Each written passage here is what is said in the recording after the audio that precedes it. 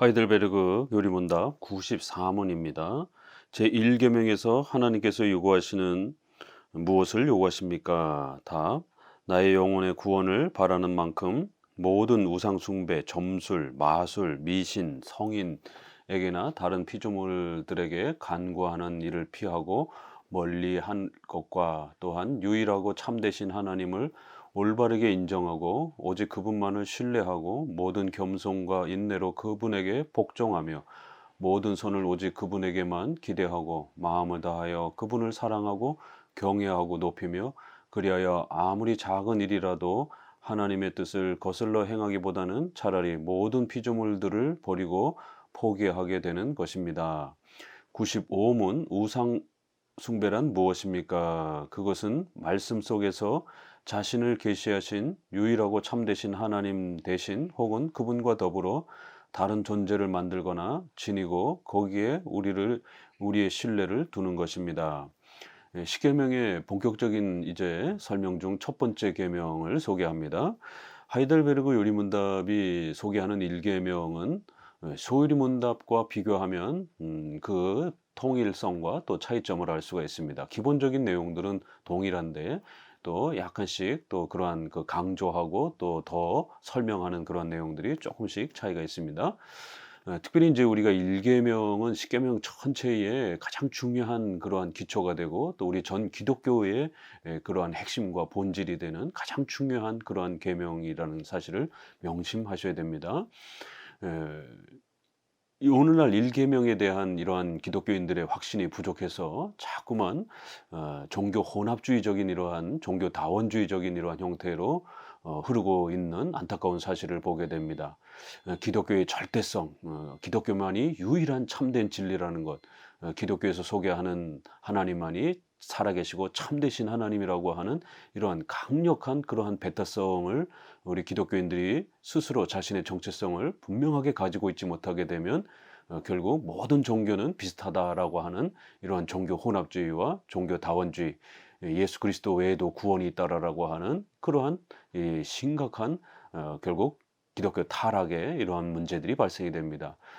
최근 특별히 또 WCC라고 하는 세계교회 협의회라고 하는 이러한 또 운동들이 전 세계적으로 불고 있고 제11차 총회까지 열렸습니다. 2013년 10차 총회가 부산 백스코에서 열리면서 한국 교회가 결국 WCC를 찬성하는 교회와 교단과 WCC를 반대하는 그러한 보수 교단으로 아주 극렬하게 나눠져 대립을 하게 되었습니다. 그래서 이제는 우리 성도들도 목회자들도 교단의 이러한 유무와 상관없이 이제는 진보와 보수 또 이러한 건강한 교단과 건강하지 않은 종교 혼합주의적 교단을 나누는 첫 번째 기준이 바로 WCC에 가입된 교단인가 교회인가를 먼저 살피시고 WCC에 가입돼 있는 교단에 속해 있는 교회라면 반드시 나오셔야 됩니다. 저도 그곳에 가서 반대운동본부에 조직신학자로서 또 이렇게 학술위원으로 참여해서 또 여러 활동들을 하기도 했습니다. 결국 그들은 전면에 니케아 신조를 자신들의 신앙 고백으로 고백한다라고 이렇게 형식적으로는 고백하지만 그러나 그걸 어떻게 이해하고 해석하고 받아들이고 믿을 것인지는 각 교단의 자유에 맡긴다. 이렇게 아주 절묘하게 피해가면서 전통적 기독교 신앙을 인정하는 듯 하면서 결국에는 그것을 인정해도 되고 안 해도 되는 그런 식으로 각각 자유 판단으로 맡기는 것처럼 이렇게 아주 절묘하고 교묘하게 기독교의 절대성을 피해갑니다. 성경 외에도 다른 그런 많은 경전들도 이제 전통과 또 이런 타종교의 많은 그런 경전들도 진리에 해당이 된다 이렇게도 이야기하고요. 또 예수 그리스도 외에도 또 다른 구원자가 있을 수 있다. 또 타종교에도 구원이 있을 수 있다라고 하는 이러한 부분들을 신앙과 직제라고 하는 신학위원회에서 각 그 분과에서 그렇게 소개하면서 결국 종교 혼합주의, 종교 다원주의를 표방하고 있습니다. 결국 이러한 교파에 수많은 교단들이 가입되어 있고 보수 교단인 합동, 고신, 합신, 저희 대신 이런 굵직한 보수 교단들만이 반대하면서 참여를 거부하고 있습니다. 어, 박형룡 박사님이라든가 박윤선 박사님도 이 WCC에 절대로 가입해서는 안 된다라고 이거는 아주 악한 교회 그러한 연합운동, 종교 혼합운동이다라고 평생토록 그렇게 반대했습니다. 1948년에 시작하면서 바르트 신학자가 결국 신앙과 직제라고 하는 아주 중요한 신학의 이러한 토대를 만들었고, 그 이후에 7차 총회, 이런 캔버라 총회에서는 무속 신앙까지 받아들이면서 죽은 영혼들을 이렇게 위로하는 초원제까지 행사할 정도로 이런 심각한 일들이 벌어졌고, 10차 총회에서는 결국 동성애를 수용하고 적극적으로 인정하고, 또 이런 독재와 이런 부분들을 타도하기 위해서는 혁명과 이런 공산주의에 대한 이러한 것들을 수용을 해서 사회 정의를 이룩하는 것이 마치 정당한 것처럼, 이러한 심각한 아주 반기독교적인 그런 운동들을 추구하고 있는 것이 바로 이 WCC라고 하는 것의 실체인 것입니다. 결국 일계명을 성도들이 분명하게 고백하지 못하다 보니까 자신감 있게 오직 성경에서 말하는 삼일체 하나님만이 살아계신 참되신 하나님이다라는 것, 오직 예수 그리스도 외에는 구원이 없다라는 것, 성경만이 우리에게 참된 진리를 가르치는 유일한 하나님의 계시다라고 하는 이러한 고백들이 일계명에 다 들어가 있는 것입니다. 특별히 이제 이 일계명과 관련해서 양극단의 이런 부분들을 항상 조심하셔야 되는데요. 오직 하나님을 섬기라라고 하는 이 계명 아래 극단적 신비주의와 경건주의와 같은 그런 형태들이 마치 하나님을 섬기는 게 떼굴떼굴 굴르고 방언하고 신비 체험을 하는 이런 종교 체험 형태로 일계명을 그렇게 해석을 합니다. 그러나 여기 일계명 설명에 그 어디에도 이런 종교 체험과 신비 체험을 추구하라, 그런 식으로 하나님을 섬겨라라는 말이 한마디도 없습니다. 또 자유주의자들이 주장하는 사회정의라든가 인권, 성평등, 이러한 경제적 평등, 이런 얘기들을 소개하지 않습니다. 이런 것들을 회복하는 것이 마치 하나님을 경외하는 것인 것처럼 이렇게 소개하지 않습니다.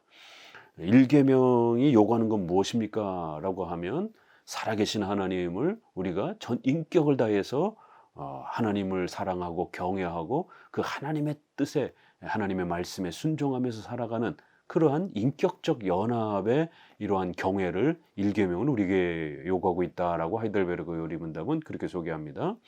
이렇게 우상 숭배라든가 이러한 미신적 샤머니즘적인 이런 모든 행위들을 금지하고 유일하고 참되신 하나님을, 이렇게 하나님만이, 기독교에서 말하는 하나님만이 유일하신 분이고 살아계신 참되신 하나님이지, 타종교에서 말하는 신들은 전부 다 가짜라는 것입니다. 이런 배타성이 분명히 일계명에 있는 것이기 때문에 타종교하고 평등하게, 또 타종교랑 동등하게 여러 종교 중에 하나처럼 이렇게 기독교를 생각해서는 안 되는 것입니다. 기독교는 절대적 그러한 진리인 것입니다. 기독교에서 말하는 삼일체 하나님만이 살아계신 것이고, 나머지 타종교의 신들은 전부 다 가짜고 신이 존재하지 않는 그런 거짓된 그런 우상 숭배일 뿐인 것입니다. 이러한 삼일체 하나님을 올바르게 인정하고 체험, 느낌, 무슨 사회정의 이런 게 아니라 이러한 성경에서 말하는 하나님을 올바르게 인정하고 오직 그분만을 신뢰하고, 우리가 이렇게 부부가 서로 사랑하면서 서로에 대한 깊은 신뢰와 서로에 대한 인정, 사랑이 있는 것처럼 이렇게 하나님과 인간의 인격적인 사랑과 연합을 이야기하고 있는 겁니다.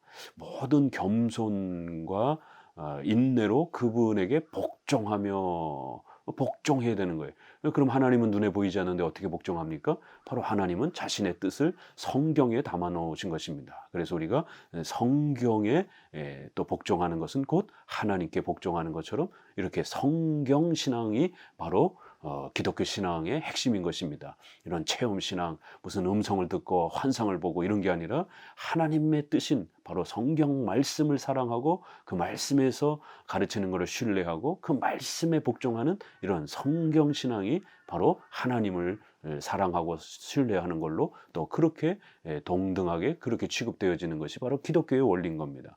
모든 선을 오직 그분에게만 기대하고 우리가 살아가는 모든 삶의 올바른 선의 기준들을 하나님의 뜻인 십계명의 이러한 기준에 따라 그렇게 가장 정의롭고 의롭다라는 것을 그렇게 신뢰하면서 그 십계명에 맞춰서 또 살아가는 것입니다. 마음을 다하여 그분을 사랑하고 경외하고 높이며 이렇게 전인격적인 그러한 신뢰와 사랑을 말하는 것이지 무슨 까부러치고 떼굴떼굴 굴르고 이상한 환상을 말하는 게 아닙니다. 그리하여 아무리 작은 일이라도 하나님의 뜻을 거슬러 행하기보다는 차라리 모든 피조물들을 버리고 포기하게 되는 것입니다. 이렇게 하나님의 뜻을 의지하고 그 하나님의 뜻을 거역하는 것을 하나님을 거역하는 것처럼 그렇게 두려워하면서 하나님이 남겨주신 그 성경의 하나님의 뜻을 우리가 신뢰하고 사랑하면서 그 하나님의 뜻을 의지하면서 그렇게 살아가는 거예요. 이걸 우리가 박윤수 목사님은 계시 의존 신앙, 계시 의존 사색 이런 표현을 아주 즐겨 사용하셨습니다. 이건 성경 신앙이라는 다른 표현인 겁니다. 오직 성경을 생각하고 사모하고 성경을 묵상하면서 그 성경의 뜻을 실천하면서 그 성경의 뜻을 선한 줄 알고 그 성경에서 가르치는 하나님을 사모하면서 그렇게 성경과 함께 오직 하나님만을 섬기는 거예요. 오직 예수 그리스도를 통해서 구원받는 이 길을 사모하면서 그렇게 살아가는 겁니다. 그래서 일계명 안에는 오직 하나님, 오직 예수 그리스도, 오직 성경 이런 표현들이 같이 담겨 있는 겁니다. 그래서 이제 95문에는 다시 한번 이런 우상 숭배, 하나님을 버리는, 하나님을 외면하는 이런 불신앙적인 우상 숭배는 과연 무엇인가라고 이렇게 다시 한번 설명하면서 이 일계명의 성경 신앙의 원리와 모습을 다시 한번 설명합니다. 그것은 바로 말씀 속에서 자신을 계시하신 이렇게 기독교란 그렇게 환상 체험을 하고 음성을 듣고 그러는 게 아니라 말씀 속에서 자신을 계시하신 그 하나님을 배우고 알아가는 거예요. 하나님은 오직 성경을 통해서만 자신을 계시하셨다라는 겁니다. 그렇기 때문에 이제 성경이 완성된 오늘날에는 성경 외에서는 하나님을 알 수가 없는 겁니다. 오직 성경을 통해서만 하나님이 누구신지 어떻게 우리가 구원받는지 바로 이런 부분들을 오직 말씀 속에서 자신을 계시하시는 굉장히 중요한 표현입니다. 유일하시고 참되신 하나님, 이것이 성경신앙이라고 한 문장을 아주 간략하게 그렇게 정리해 주면서 계시 의존 신앙 이렇게 표현되기도 하고 성경을 믿고 사랑하고 의지하며 살아가는 우리 기독교의 오직 성경이라는 종교개혁의 또 그러한 표가 여기서 또 함께 또 나타나기도 하는 것입니다. 오늘날 한국교회는 성경 없이 신앙생활하는 성경 없는 그런 기독교가 되어버렸습니다. 성경을 몰라도 얼마든지 체험적이고 이런 샤머니즘적이고 미신적인 이런 어떤 종교 체험들로만 신앙생활을 하는 또 기복주의적인 또 물질적 번영을 위해서 예배를 형식적으로 그렇게 문화생활처럼 참여하는 이런 수많은 이러한 오늘날 교회의 모습들은 결국 중세시대에 결국 성경 없이도 얼마든지 신앙이 가능했던 바로 교회 타락의 그런 시대처럼 오늘날도 성경이 없는 그러한 교회와 기독교와 신앙으로 그렇게 변질되어져 가고 있습니다. 30년, 40년을 교회를 다녔어도 성경을 창세기부터 계시록까지 단 한 번도 배워본 적도 없고 성경 해석을 어떻게 하는지에 대해서도 단 한 번도 체계적으로 배워본 적이 없습니다. 성경 해석하는 방법을 모릅니다. 성경에 무지한 것이에요. 성경을 읽지 않는 것도 또 성경을 해석하는 법을 모르는 것도 또 성경을 십계명을 따라서 실천하는 그러한 원리를 전혀 이해하지 못하는 이러한 성경을 사용하지 못하는 그런 기독교가 되었던 것입니다.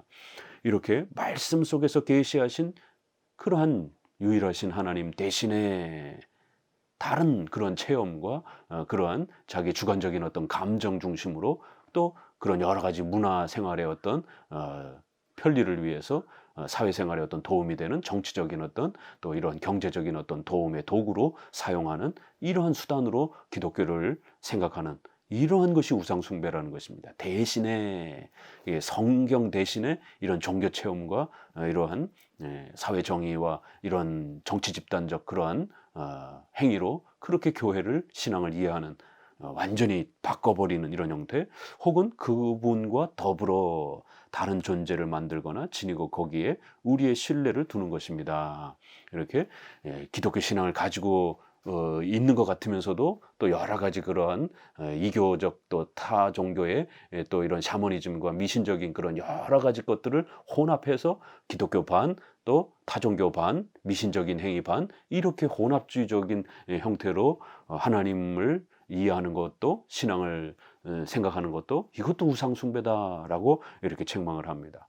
아예 대놓고 성경을 버리고 성경을 무시하고 그렇게 신비주의로 신비 체험과 또 사회정의라고 하는 이런 정치 형태로 이렇게 기독교를 변질시키는 것도 심각한 기독교의 타락이라고 우상 숭배라고 책망을 하고 있고요. 또 하나는 성경을 사용하기는 하는 것 같은데 하나님을 믿는 것 같은데 플러스 거기에 수많은 종교 체험과 신비 체험을 또 이렇게 믹서를 해서 그렇게 또 혼합적으로 성경반, 체험반 이런 식으로 신앙생활을 추구하는 것도 역시 우상숭배에 해당이 된다. 말씀을 버리고 다른 것으로 채우는 대신에도 문제가 되고 또 혹은 그분과 더불어 그래서 두 가지의 전치사가 굉장히 중요하죠. 대신에 또 이런 부사 같은 형태가 굉장히 아주 중요한 표현을 씁니다. 더불어 대신에 말씀 대신에 말씀을 완전히 버리면서 다른 방식으로 이렇게 기독교를 이해하는 것. 또 하나는 더불어 성경과 더불어 무슨 체험과 무슨 이상한 또 방언과 환상과 이런 것들을 겸해서 마치 그게 기독교인 것처럼 그렇게 하나님을 섬기고 경외하는 이런 방식들도 우상 숭배에 해당이 된다라고 이렇게 경고합니다. 이 우상 숭배, 하나님을 섬기는 방법에 대한 부분들은 이제 2계명에 구체적으로 좀 더 소개가 되는데 하이델베르그 요리문답은 우상 숭배의 그러한 또 형식들을 함께 1계명 안에 좀 더 포함해서 하나님을 어떻게 섬겨야 되는 것인가? 하나님을 섬길 땐 반드시 성경을 통해서 성경을 배우고 성경을 이해하면서 성경을 따라서 이렇게 하나님을 배우고 성경에서 가르치는 예수님 그리스도를 또 사랑하고 또 성경이 요구하고 명령하는 그 삶의 10계명의 이러한 기준들을 따라서 그렇게 순종하면서 살아가는 것. 이렇게 성경과 함께 웨스트민스터 신앙 고백에 있는 것처럼 성경과 함께 성경으로 성경 안에서 그래서 in, by, with 이렇게 표현하면서 성경과 함께 성경을 통해서 성경으로 성경 안에서 말씀하시는 성령 이렇게 표현을 하면서 반드시 기독교 신앙의 근본 원리는 말씀과 성령 말씀을 사용하셔서 우리에게 신앙을 가르치는 그러한 성령의 은혜의 역사를 통해서 우리가 하나님을 알아가게 된다는 겁니다. 하이델베르그 리문덤은 이렇게 말씀 속에서 자신을 계시하신 유일하신 하나님 대신에 다른 것을 대체하는 것, 또 더불어 이러면서 말씀과 함께 또 수많은 신비 체험과 샤머니즘적인 또 미신적인 또 이러한 행위들을 혼합해서 신앙생활을 하는 것, 이거 다 우상 숭배에 해당이 된다라고 아주 엄히 경고합니다. 최근에 이렇게 또 여러 복음주의권에서 또 이러한 또 회중파 청교도들 안에서 이렇게 말씀 가지고는 안 되고 교리만 가지고는 안 되고 이런 아주 위험한 표현들을 합니다. 종교개혁자들은 오직 성경 이렇게 오직 성경이라고 말했던 겁니다. 기독교란 오직 성경을 통해서 하나님을 성경에서 가르치는 그 하나님을 이해하고 믿는 것이 그래서 기독교 신앙을 제네바 고린문답 1문에서는 하나님을 영화롭게 하는 것은 바로 하나님을 아는 지식이다 이렇게까지 표현하면서 수많은 종교개혁자들이 기독교 신앙을 하나님을 아는 지식 이렇게 표현을 합니다. 기독교 강요에도 보게 되면 하나님에 대한 지식, 인간에 대한 지식 이렇게 표현되면서 바로 하나님에 대한 지식이 바로 참된 기독교 신앙의 근본 원리다 이렇게 표현하면서 성경에 가르치는 교리와 그 지식들을 우리가 잘 이해하고 배우고 깨닫고 그걸 사랑하고 그걸 실천하는 것 이게 기독교 신앙이다라고 이렇게 설명을 합니다. 그래서 이런 성경의 교리와 지식에 대해서 무지하면서도 경건한 모습처럼 그렇게 보인다라면 그건 신앙이 아니다라고 경고를 합니다. 그래서 칼빈도 경건한 무지 이렇게 표현을 하면서 이거는 겉으로는 신앙의 모습처럼 보이지만 성경에 대한 교리와 지식이었기 때문에 이건 신앙이 아니다라고 이렇게 책망을 합니다. 이렇게 종교개혁은 오직 성경에 대한 올바른 지식에 대한 이해, 그 성경에 대한 올바른 신뢰 이것이 신앙이다 이렇게 표현한 겁니다. 그래서 성경의 이러한 교리와 성경의 이러한 가르침들을 이해하고 그 지식들을 바르게 갖추지 못하면 기독교 신앙이 형성될 수가 없는 것입니다. 이렇게 성경 신앙, 오직 신앙의 개념을 우리 기독교 신앙의 근본 원리로 이렇게 소개해 준 겁니다. 그런데 최근에 이런 복음지권에서 경건주의 계열이라고 하는 이러한 체험과 또 어떤 뜨거운 어떤 느낌 이런 것들을 자꾸 강조하는 이제 이런 분파들에 의해서 교리만 갖고는 안 되고 성경만 갖고는 안 되고 자꾸만 이러면서 마치 성경만 배우면 부족한 것처럼 성경의 교리를 공부하는 것은 부족한 것처럼 이렇게 자꾸만 성경을 인정하는 듯하지만 반만 인정하고 반은 뜨거운 부흥 체험으로 뜨거운 무슨 회심 체험으로 마치 뜨거운 어떤 능력 체험으로 그런 성령의 어떤 새로운 은사 체험으로 그래서 제2 성령 세례 운동이다. 신사도 운동이다. 성령 운동이다. 이런 다양한 표현들로 그렇게 여러 가지 기독교적 체험 운동들을 자꾸만 그걸 부흥이라는 이름으로 그렇게 포장하면서 마치 그게 성령의 운동인 것처럼 이렇게 곡해하는 일들을 보게 됩니다. 하이델베르그 율림답은 말씀 대신에 말씀을 버리는 것도 대놓고 버리는 것도 우상숭배에 해당이 되고 말씀을 반을 인정하면서 말씀과 더불어 그러나 말씀으로는 부족하고 교리는 부족하고 뭔가 거기에 더 뜨거운 체험과 뜨거운 뭔가를 경험을 함께 해서 하나님을 섬겨야 된다라고 하는 이러한 혼합적 방식의 기독교 신앙을 전부 다 배격하고 있습니다. 자, 그럼 우르시누스의 설명을 드려보면요. 제1계명은 두 부분으로 되어 있으니 서원과 강령이다. 서원의 말씀은 나는 너를 애굽 땅 종되었던 집에서 인도하여 낸 너희 하나님 여호와라. 이러한 기본 서원, 인사말, 서론에 있습니다. 이 서론은 바로 율법의 10계명이 하나님 앞에서 칭의 조건이 아니라 구원받은 성도들의 그러한 열매, 성화의 규범이라는 것을 이 머릿말이 아주 분명하게 소개해주고 있는 겁니다. 왜냐하면 나는 너희를 구원한 하나님 여호와다. 그러니까 너희들은 이렇게 살아야 된다. 이러한 원리로 소개를 한 것이지 너희가 이 율법을 지키면 구원받는다. 이런 칭의 조건으로 소개한 게 아닙니다. 나는 너희를 구원시켜준 하나님 여호와다. 너희는 이제 내 백성이 되었다. 그러니까 너희들은 이제 이렇게 살아야 된다. 이렇게 머릿말에 십계명의 성격과 의미가 무엇인지 하나님이 왜 이 십계명을 우리에게 허락하고 주셨는지가 아주 분명하게 소개된다라는 것입니다. 그래서 여기에는 세 가지 이유가 왜 우리가 이러한 성화의 규범으로서 십계명을 사랑하고 지켜야 되는지를 세 가지 이유가 나오는데 첫째, 하나님께서 자신을 여호와라 선언하신다라는 것. 하나님이 창조주요, 주권자요, 우리의 주인이다라는 것. 최고의 통치의 권세와 권위를 지니신 분이심을 보여준다. 둘째, 그는 자신이 그의 백성의 하나님임을 말씀하셔서 그의 풍성한 약속을 통해서 그렇게 우리로 하여금 더욱더 효과적으로 그에게 순종할 수밖에 없도록 하시기 때문이다. 우리를 구원하신 그런 구원자다라고 또 이렇게 강조해 준다라는 겁니다. 셋째, 여기에 또한 나는 너를 애굽 땅 종되었던 집에서 인도하여 낸 자이심을 덧붙여서 그들을 위하여 행하신 최근의 그 놀라운 구원의 역사를 이렇게 회고하게 함으로써 우리가 구원받은 것에 대한 감사로 더 열심히 순종하도록 그렇게 또 초대해 주신 거라는 겁니다. 어떤 이들은 이렇게 이 머릿말을 일계명으로 간주하는 이제 이러한 분파가 있는데 이게 유대교가 그렇게 이제 접근한다고 말씀을 드렸습니다. 각 계명을 설명하는 가장 손쉬운 방법은 각 계명이 요구하는 순종을 각각의 고유한 부분을 이루는 여러 덕목들로 구분한 다음 그 덕목들과 반대되는 악들을 살피는 것이다. 이 방법을 따르면 제1계명이 요구하는 순종의 부분들은 다음 7가지로 되어 있다. 이러면서 우리가 10계명의 8가지의 원리 또 그걸 줄여서 4가지 원리라고 그랬죠. 문자적 원리, 종합적 원리, 그 다음에 우선적 원리, 그 다음에 양심적 그러한 적용 원리 이러한 기본을 가지고 긍정적 명령과 또 거기에 대한 반대되는 명령이 나오면 또 긍정적 명령 이렇게 살펴보게 되면 첫 번째는 신지식을 우리에게 소개한다라는 겁니다. 벌써 하이델베르그 요리문답도 1계명은 반드시 성경에 대한 올바른 지식을 요구하고 있다라는 겁니다. 올바른 교리에 대한 이해를 요구하고 있다라는 겁니다.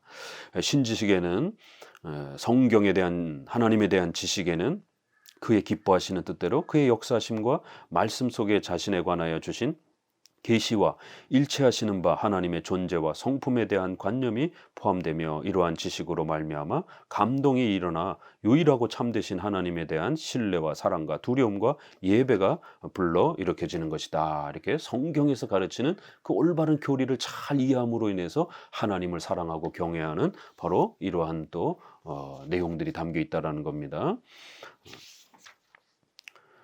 이제 각 그 좀 더 상세한 내용들로 설명하기를 1항은 하나님과 그의 뜻에 대한 무지 이러면서 여기서 경고하는 것은 책망하는 것은 그렇기 때문에 올바른 성경에 대한 지식이 있어야 되는데 성경의 지식에 대한 무지가 결국 일계명을 거역하는 이런 것으로 소개가 된다라는 겁니다. 2항 하나님에 대한 오류, 그릇된 관념 이렇게 해서 하나님이 없다고 상상하거나 혹은 이교도들과 만이교들처럼 신들이 여럿이라고 상상하는 이런 형태. 그래서 하나님이 존재하지 않는 것처럼 또 이렇게 생각하는 것들. 3항 마술, 점술, 주술 이런 류에 속하는 모든 것은 하나님에 대한 적절한 지식을 정면으로 거스르는 것이다. 그래서 고대는 이제 이런 것들이 전부 다 신앙의 행위로 이런 종교를 섬기는 그러한 자신들의 신을 섬기는 수단으로 이렇게 사용됐기 때문에 16세기만 해도 이런 부분이 아주 엄중하게 이렇게 책망되고 있는 것입니다. 그러나 이제 이런 부분에서 이제 우리가 점술, 주술들은 지금도 여전히 조심해야 되지만 최근에는 이제 하나의 마술이 하나의 이렇게 오락 형태로 또 이제 이런 놀이공원이라든가 뭐 이제 이런 데서 행해지는 이제 이런 형태의 놀이 형태로 이렇게 행해지는 그런 어떤 문화적 요소들은 이제 우리가 뭐 세월이 많이 지나서 이제 이런 것은 종교적 성격이 없기 때문에 이제 좀 허용하면서 가족들끼리 이렇게 놀이공원에 갔을 때 얼마든지 관람이 가능하다고 우리가 판단할 수 있습니다. 그러나 종교적 색채가 있는 형태의 마술들은 엄격히 이제 금지되는 것입니다. 그 다음에 네 번째, 미신, 물리적인 원인이나 하나님의 말씀에 의존하지 않는 어떤 효과들을 어떤 사물들이나 표시나 말에 돌리는 것인데 이런 효과는 마귀와 기타 원인들이 아니면 일어나지 않을 것이다. 그래서 불신앙적 미신들도 많이 있지만 수능 때 무슨 떡을 또 이렇게 엿을 먹는다든가 이런 것처럼 그러나 기독교적인 미신들도 굉장히 많습니다. 그래서 우리가 항상 여기도 성경의 말씀에 의존하지 않는다라면 이런 미신들이 끊임없이 많이 일어날 수 있기 때문에 조심해야 된다라는 겁니다. 특별히 경건주의 운동, 이런 신비주의 운동, 제2 성령 세례 운동 이런 데들에서는 항상 인간의 종교 체험을 중심으로 하기 때문에 여러 이상한 감정과 이상한 체험들을 의존하기 때문에 더더욱 종교적 미신에 빠지기가 굉장히 쉽기 때문에 더욱 조심하셔야 됩니다. 그 다음에 5항은 피조물에 대한 모든 신뢰, 그래서 사람이나 권세, 돈, 또 때로는 자식이 될 수도 있습니다. 이것이 하나님보다 더 신뢰가 된다라면 그것도 우상숭배가 될 수 있다는 거예요. 6항 우상숭배 이렇게 두 가지 형태의 종류가 있는데 그 하나는 참되신 하나님 이외의 다른 존재를 아주 대놓고 공공연히 섬기는 방식. 또 하나는 하나님을 섬길 때에 이 계명을 비롯하여 그가 말씀의 각가지 다른 부분들에서 지정하는 것과 다른 방식으로 이렇게 섬기는 말씀을 버리고 또 말씀과 혼합해서 뭔가 이상한 방식으로 그렇게 섬기는 모든 행위들이 다 우상숭배에 해당이 된다 이러면서 이 종류의 우상숭배는 더욱 교묘하고 세련된 것으로 제2계명에서 정죄하고 있다. 신상과 형상을 통해서 하나님을 섬기는 자들은 자기들이 참되신 하나님 외에 다른 어떠한 존재도 예배하지 않는다고 부인하겠지만 그러나 실상 이건 우상숭배적 행위다. 7항 하나님을 멸시함. 이는 하나님에 대한 올바른 지식을 가지고 있으면서도 그를 사랑하고 그를 예배하고자 하는 갈망이 생기도록 감동을 받지 않는 상태를 또 가리킨다. 이제 큰 타이틀에서 이제 하나는 하나님에 대한 지식, 또 그다음에 큰 또 두 번째는 믿음 이렇게 소개하면서 1계명은 우리에게 강력한 믿음을 또 요구한다라는 겁니다. 하나님만을 사랑하고 신뢰하는 믿음을 요구한다라는 겁니다. 이는 견고한 그러한 납득으로서 설득으로서 우리는 이것으로 하나님께서 그의 말씀에서 우리에게 계시한 모든 것에 동의하며 또한 하나님께서 값없는 긍휼하심으로 약속하신 것들이 그리스도로 말미암아 우리에게 베풀어진다는 것을 충만히 확신하게 된다. 이렇게 해서 성경을 통해서 오직 하나님을 신뢰하고 사랑하고 또 의지하는 것을 말한다라는 거예요. 또 큰 세 번째는 소망 이렇게 소개하면서 이것은 그리스도로 말미암아 값없이 베풀어지는 영생에 대한 확실한 기대이다. 이렇게 해서 오직 하나님, 오직 성경, 오직 예수 그리스도 이런 부분들이 담겨 있다라는 겁니다. 1계명에는. 큰 네 번째, 하나님을 사랑함. 이는 하나님이 우리에게 최상으로 선하시며 긍휼하심을 인정하며 그리하여 그를 최고로 사랑하며 그와 연합되고 일치하는 것과 그의 뜻이 우리에게 이루어지는 것을 그 외에 다른 모든 것들을 즐기는 것보다 더욱 간절히 원하며 또한 우리가 가진 모든 것을 이룰지언정 그의 사랑에서 죄되지 않기를 바라는 것이다. 이렇게 견고한 인격적인 사랑이지 절대로 무슨 이상한 체험과 그런 경험들이 아니라는 겁니다. 다섯 번째, 하나님에 대한 두려움과 경외.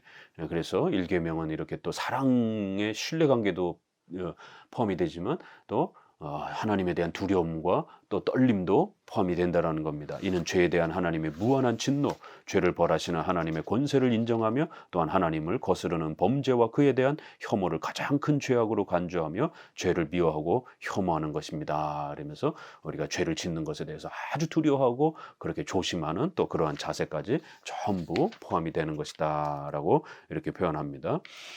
그리고 여섯 번째는 이제 겸손, 우리 자신을 낮추고 오직 하나님만을 인정하는 이런 또 겸손한 또 우리 자신의 낮아짐. 그다음에 일곱 번째는 인내. 이는 하나님께서 우리가 견디기를 바라시며 우리에게 보내시는 갖가지 악과 역경을 당하는 중에 하나님께 순종하고 굴복하는 것으로서 하나님의 지혜와 섭리와 정의와 선하심을 아는 지식에서 나온다. 그래서 또 우리의 삶 속에서 때로는 고난과 어려움을 당한다 할지라도 하나님께서 모든 것을 지배하신다는 것을 신뢰하고 그 섭리를 의지하면서 불평과 원망하지 않고 하나님을 끝까지 신뢰하면서 또 인내하면서 살아가는 이런 모든 형태가 다 또 1계명에 해당이 된다라고 이렇게 설명을 합니다. 1계명, 우리 기독교의 가장 절대적인 그러한 계명이요, 가장 배타적인 또 그러한 계명이요, 오직 성경, 오직 예수 그리스도, 오직 하나님이 1계명에 해당이 되는 내용이라는 것을 꼭 명심하시기 바랍니다. 감사합니다.